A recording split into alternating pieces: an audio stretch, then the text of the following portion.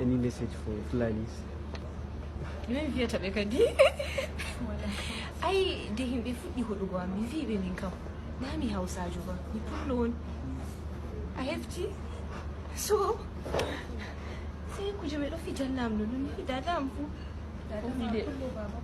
to percentage hausa ha ɓandu am yottai 10% ba. Sai to mi ceki ma fas sai to mi ceki gam tema ma yottai tema ma wala so tema na mi hausajo bo but mi ɓi arewa on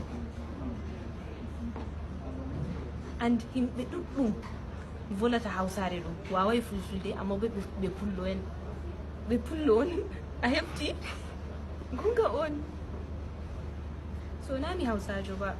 I'm closer to Kanuri than Hausa, so if I don't speak Hausa it's not a crime.